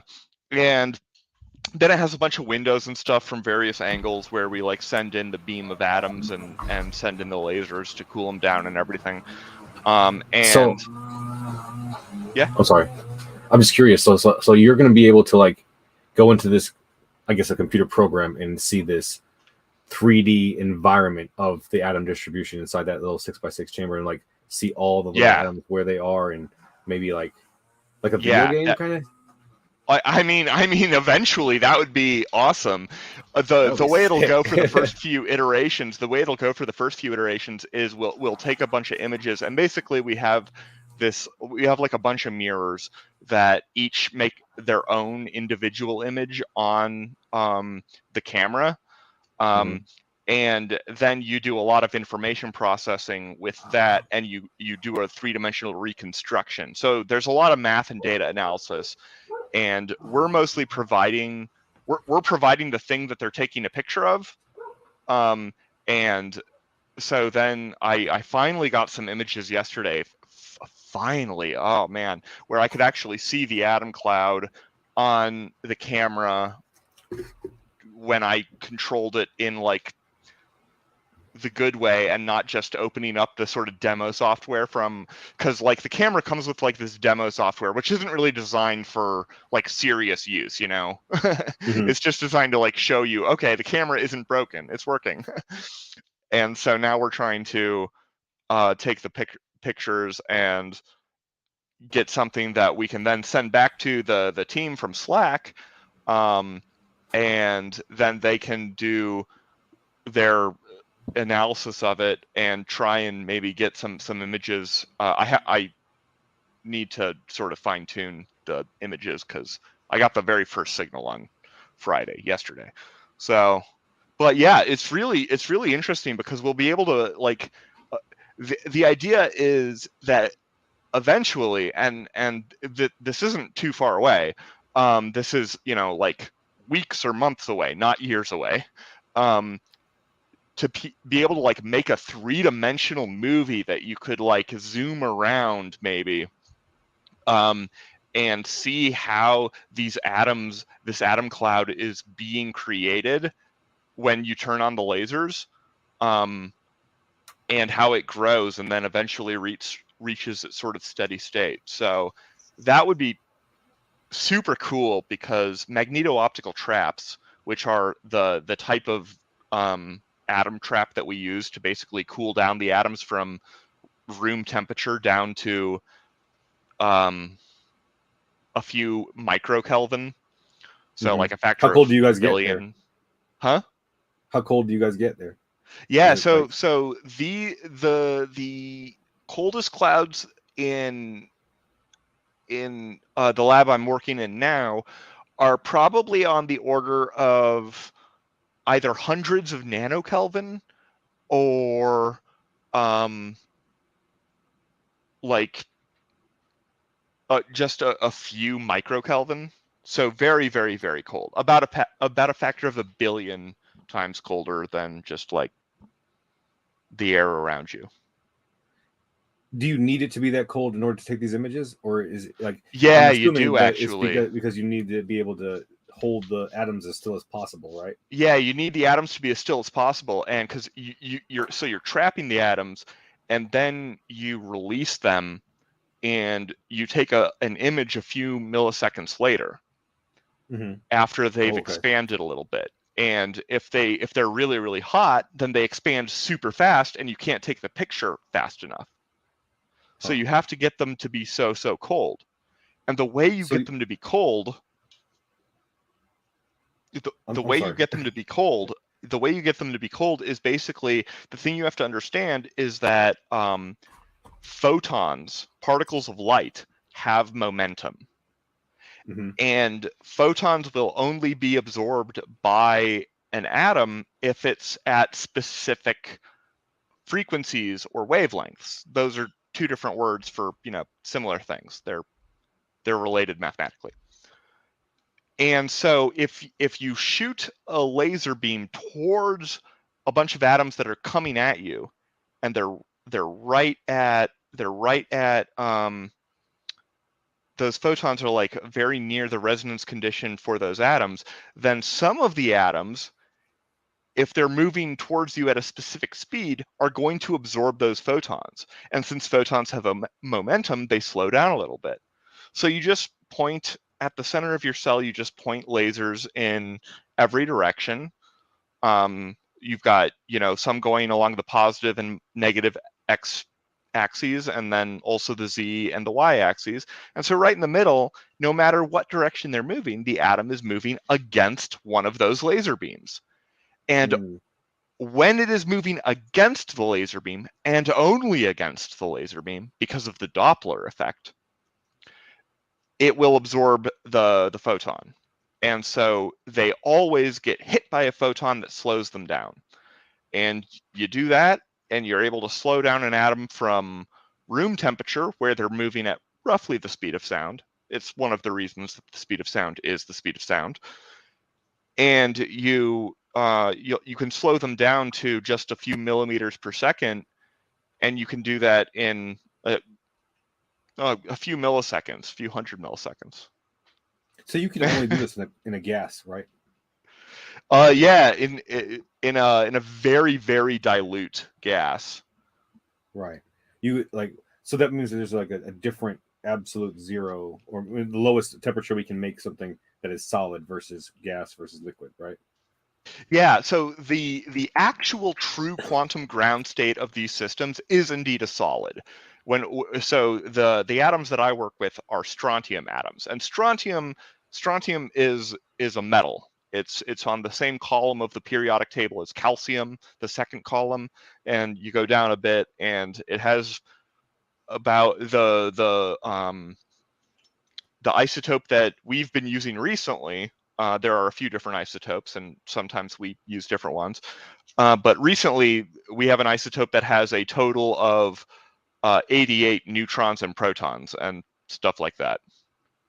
And I lost my train of thought. Well, that's okay. Gigi wanted to know because he thinks that he thought that 0 Kelvin was impossible. So how do you get so close to 0? And you were just telling us about the lasers, right? That's pretty much that's one way. Yeah, that's one way. Is with the lasers. They do sort of, they do most of the work. That early stage, that gets us from, like, we have a source of atoms that we have to actually heat up, and we heat it up to a very nice wonderful mean value of 420 degrees Celsius in the apparatus that I was working with on Friday, at least. And so the atoms that are coming out of there are moving at around the speed of sound, which is around 300 meters per second. And then we cool them all the way down to like 1 to 10 microkelvin, depending on if you're depending on which stage of cooling we're applying, because it gets complicated. But you don't need certain temperatures for certain experiments. Yeah, you use certain temperatures for certain experiments, and the colder you are, you have to have everything go, like in the earlier stages of the experiment, all of that has to go right in order to get down to the very coldest temperatures. So the very coldest temperatures that you can get are the single particle ground states of the Schrödinger equation. If you just solve the Schrödinger equation for an atom, a single atom being isolated and trapped in, by a bunch of lasers in this, vacuum chamber, then you're going to get, you'll eventually get to the ground state. That atom cannot be colder. That individual atom cannot be colder. And if you were to calculate its temperature, you would get something on the order of single nanokelvin. It's incredibly cold, but it's not technically 0. Is that because in order to make it any colder, you need to remove the energy that's necessary for the subatomic particles to hold the whole thing together? No, not quite. It's more because there are no configurations which are physically possible which have less energy. It's moving as slow as it can at least in that configuration. If it connects to a bunch of other atoms and it forms a crystal, then all of them together can be colder, but we sort of operate in this very dilute condition where mostly the atoms don't interact all that much. Interesting. That's crazy. Hey, Bub, how's it going? Come on. I'm living the dream, just waiting on a food order to get here. I didn't want to mention what happened. I don't know if you do. Yeah, I mean they're doing about as well as you would imagine they'd be, given the news they got earlier. Yeah, just so you guys know, I did invite Alex to be here for this show as well, but something happened. I don't want to talk about that because I don't know if they want to, but something happened. They couldn't be here, and we wish them the best. Yeah. Go ahead. No, I wasn't really gonna say anything. Just that I'm waiting on food to get here. That's all I'm doing right now, really. Nice. Anything good tonight? A little bit of pizza. Pizza. Oh yeah, classics. We're still at $666, y'all. We need somebody to go over there and donate something. See, that's kind of the problem with the atheist community. We see something like 666, and we're like, we want to help, but we also don't. Yeah, totally. Shot ourselves in the foot a little with that, but it's okay. Yeah, I'm gonna do my donation afterwards. Still want to do that. Sorry. because I'm broke, so I don't want to advertise how little I have. But please, guys, donate if you can. So we were just talking to Dr. Tapioca Weasel about lasers and cooling an atom cloud in a 6x6x6 chamber, and the experiments that he's doing over there, and it was pretty cool. I don't know if you're interested in talking about it, or if you got something you want to talk about with prescient. I mean, I listened to it and I understood so astonishingly little. I understand. But it sounds interesting. So it's one of these things that is orders of magnitude easier when you just have like a little bit of visual aid. And I would like turn on my camera and grab my whiteboard, but I can't right now. Let's just say that. Can't do it. Yeah. Is the contents of the whiteboard classified or something?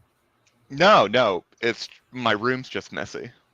And I'm fair. not like, like my shirt's dirty. I've got, all of the regular bachelor reasons, basically. Ain't nothing wrong with that. Somebody mentioned Witsit. What about Witsit? Oh, okay. Apparently Gigi is Witsit. I am Witsit. Your argument is. And I gotta say, and Witsit should totally clip this and use it to promote himself. I would not want to debate Witsit. Witsit has an incredible skill at, for example, the Gish Gallop, which is it's really astonishingly good. He's able to just bring up so many BS arguments so fast and with a rhetorical cadence that I'm an actual scientist, I don't have the time or training to deal with high-speed bullshit peddlers. And he's really good at it. I mean, I'm not gonna lie. If you've got somebody who doesn't know cold how to respond to somebody just like him, and very few people do because very few people like Witsit exist.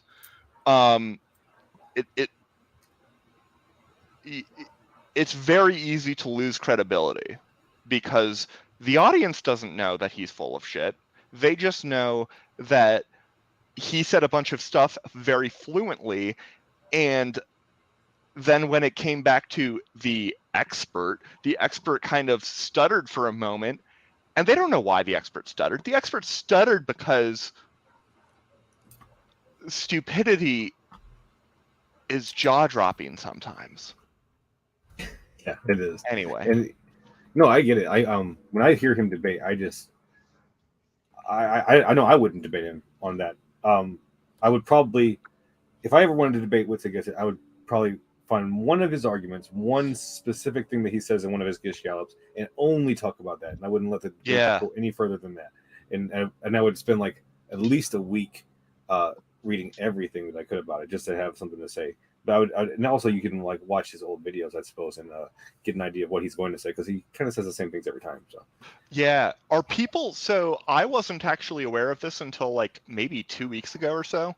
Are people aware that Witsit gets it? If you just look him up on YouTube, the biggest video he's in is from a channel called Audit the Audit, and it's incredibly entertaining viewing.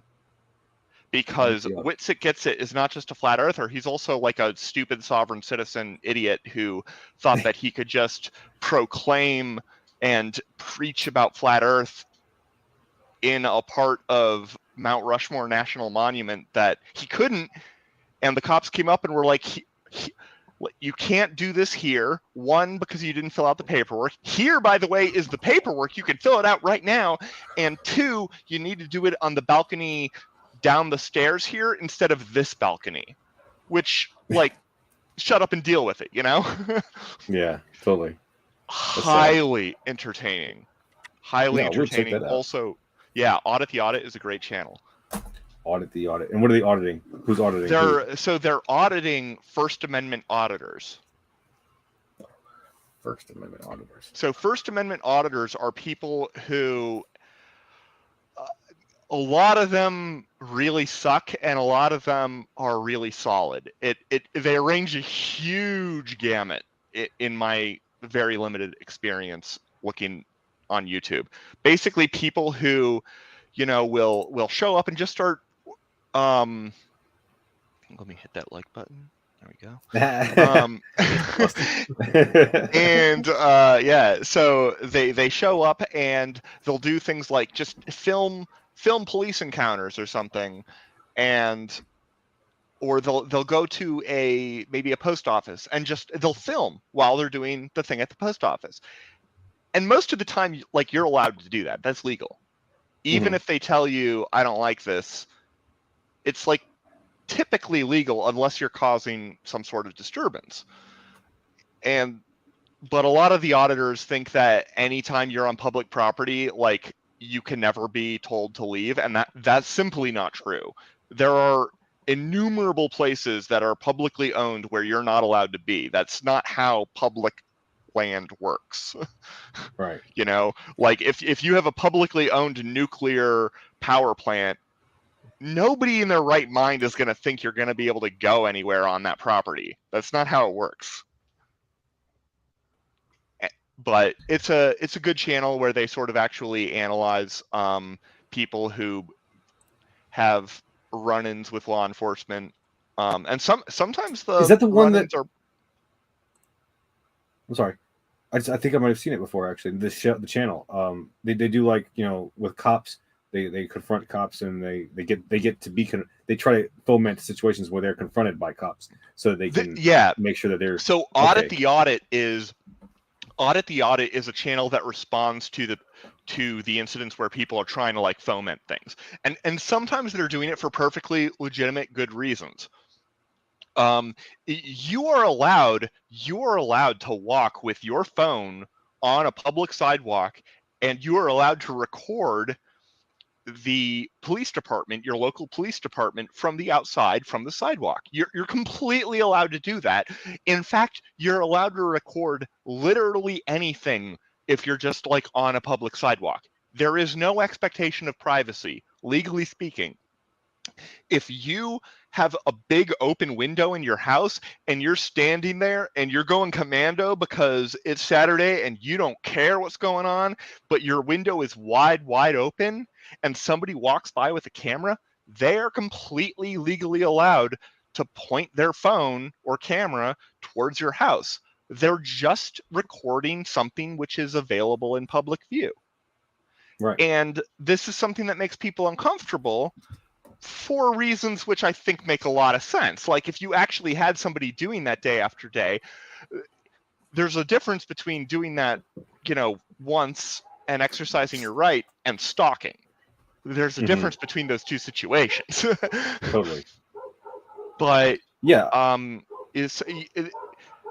you are legally allowed to do things in this country and in every other country, which a lot of people might feel uncomfortable if you did, but I mean, that argument goes both ways, you know? Yeah, I mean, without the ability to record people in public, you know, you wouldn't be able to capture some of the atrocities that we see the police doing. Yeah. Often, I mean, most of them that we didn't even know about and them. You are always allowed to record the police. I think that if they were trying to cover up the George Floyd killing. If a cop tells you you have to turn the camera off, and you're in a public place, you don't. And if a cop tells you you have to leave, they have to have it varies, you know, it really varies, because if you're, is it reasonable for them to ask you to leave, you know? No, yeah, totally. It just depends. I mean, I've seen some people on, I'm pretty sure that I've seen that channel before, and I binge on it sometimes, actually, because, you know, I'm not a big fan of the police, honestly. And go ahead. Yeah, I was just gonna say, if you want, we could do a reaction to Witsit Gets It on Audit the Audit. Yeah, I guess. Yeah, let's do that. Yeah, and do you know the name of the Let me the find video? it. I'll find it. I'll It's an send you alert. the People could get link shot. in Yeah, private right. chat or in Discord. That's how I feel about it. Like, if the police are telling me to do it, I'm probably just worried about not getting shot. That's what I'm mostly concerned about. Right? I'm definitely not worried about preserving the rights of the entire country in that moment. I put the link in the private chat. Private chat. Got it. Click on it. Sorry for the sound of my clicking. Still haven't got that cool mouse you guys told me about. My videos should not be construed as legal advice. They are merely a presentation of facts as I understand them. I'm not an attorney, and you should seek the services of a legal professional. I'm probably not going to play that, but I thought I might want to read that. Here we go. Present. But for the record, if it is possible, I don't know to what extent you rely on these streams or whatever for financial gain. Financial gain, that sounded weird. For, your livelihood. But this is one of those things that we'll have to make sure to be commenting on because it could be copyrighted. Oh yeah. Absolutely. But yeah, I I'll think stop it every few seconds. Yeah, we can totally do that. Okay, let me move this over here, see if that still works. So the title is "Scientist" in scare quotes gets removed as the audience cheers, and it's because he's a fake scientist. He's not a real scientist. Go on. Nice. Let me know if you can hear this when it starts playing the sound. Let's go forward just a little bit. Yeah. Sorry, my connection's not going to be too fast when I'm doing all this other stuff at the same time. If you want, I could also. Yeah. If you wanted to share your screen, I can just put yours up on the StreamYard instead of mine. Sure, let me try that. Still loading over here. Screen. Piece of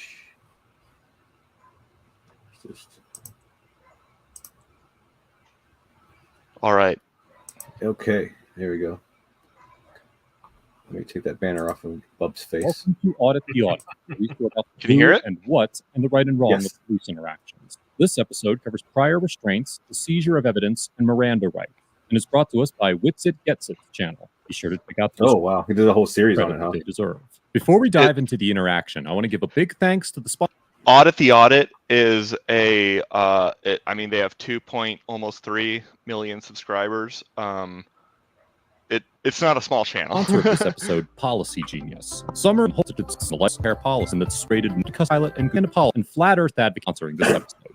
On August 4th, 2021, YouTuber, activist, and Flat Earth advocate Austin Witsit live streamed himself voicing his beliefs into a loudspeaker on the Grandview Terrace at Mount Rushmore in Pennington County, South Dakota. Before beginning his speech, Mr. Witsit informs his audience that he has already had altercations with park rangers in the area for the very same conduct. And yet he doesn't learn. So what's happening here is we've got our friend Austin Witsit. His last name is some version of the actual, as far as I know. I'm not doxing him. But yeah, so he's this guy in the lab coat because, as everybody knows, all scientists wear lab coats. That's not true. I did not wear a lab coat ever. And yeah, he's on this terrace. And as you can see Mount Rushmore in the background. And he's got also a loudspeaker or a bullhorn or something. And he's just bothering all these, people who don't Did they pay to come there? Huh? Do they pay to go there? I've never been to Mount Rushmore. Do they pay? I also have never been to Mount Rushmore. I assume they paid to some extent because you have to pay a fee to get into any national park. You have to pay just to get there, for sure. Yeah, just to get in. I mean, drive. the national parks take money to, upkeep, and one of the main ways they fund that is through ticket sales. They're not insane, but they're not super cheap either. It's Approximately 22 minutes into his speech, two park rangers approach Mr. Witsit. He got 22 minutes into the speech before he got interrupted. That's a pretty controlled response, I will say. Sure. And order him to disband his speech. Oh. Hello, sir. How are you? What's up, man? How you doing now? I'm doing good. All right. I love the bow tie. So we're just coming back. Yeah, like Yeah. Bill Nye Give trying you to be every Bill opportunity. Nye. We have the permit Oh, paperwork. they came You back. like the- Okay, so they already talked to him, and they came back, and now they have the paperwork so that he can do his So you can file for thing. the permit to do the thing right.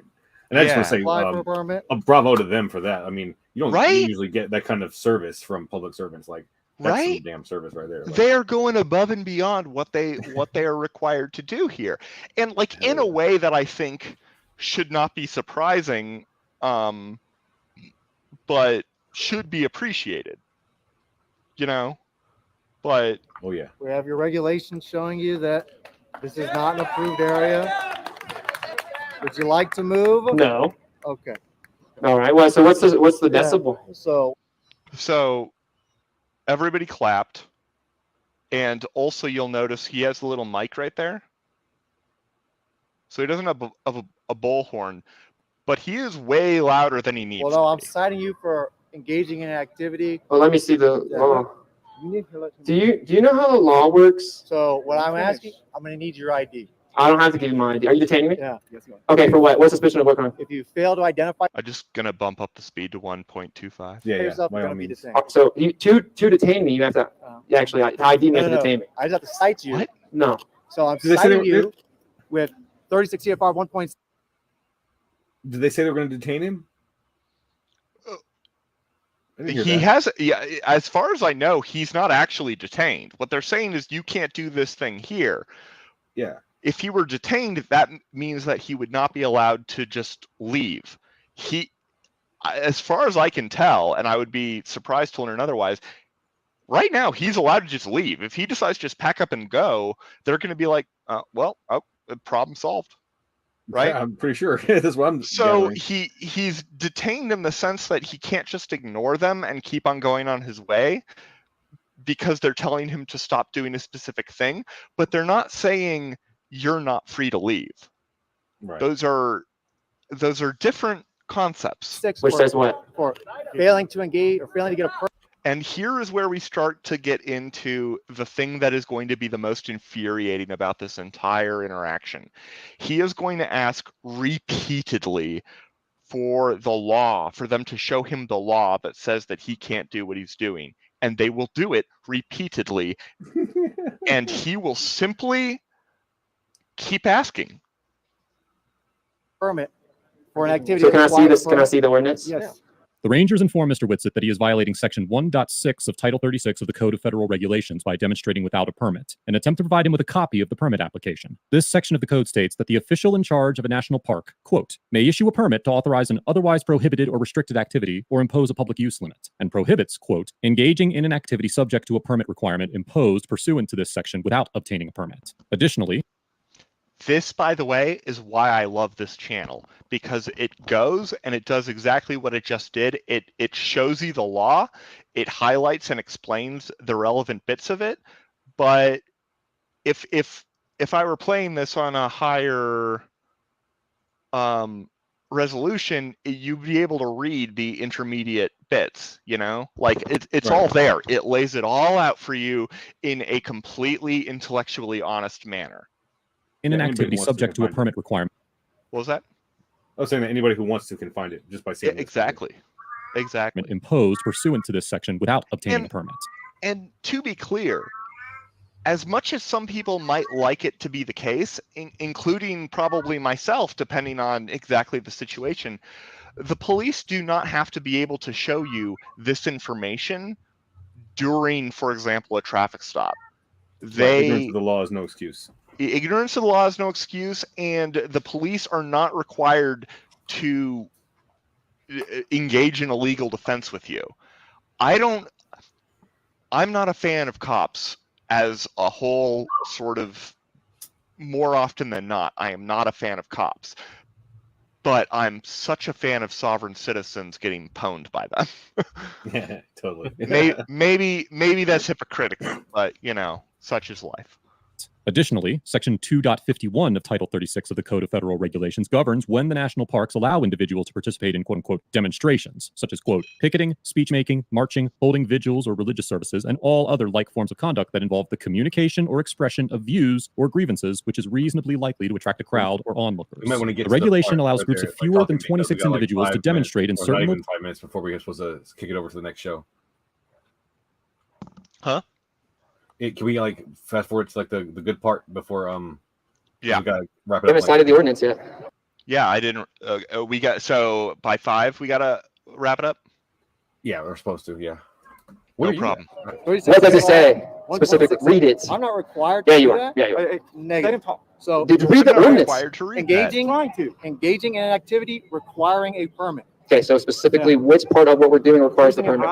Okay, so what's the decibel reading? Banner, you can't have it at all. So can I see the law?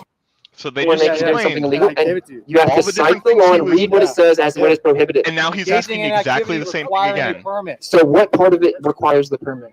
Your audio device and your banner. So can I read the law? Is that an unfounded Yeah. request? I'm not required to print out and show you. You are required to cite the ordinance and say what it says. No, Okay, he's then I'll just not. research again. You're gonna know what. And now he's in cuffs. It's this is public property, bro. Brother, you had a chance. I asked you just to show me the law, man. Keep interrupting. Yeah, get arrested. I asked to see the law, dude. You're gonna know what the. Will you tell me what the law says then? You need to stop. You need to stop. Will you tell me what the law says? You need to stop. They're cheering. Smith claims that the Rangers Just are like- legally required to verbally cite the law that they are issuing a citation for, and the Rangers disagree with his assertion. Contrary to popular belief, as the Supreme Court held in the 2004 case of Devin Peck versus Alford, quote, while You just need to stop. I mean, okay? Wow. That one dude, this one cop is just like, dude. No, I did not. I asked you to tell me what the law says. Please stop.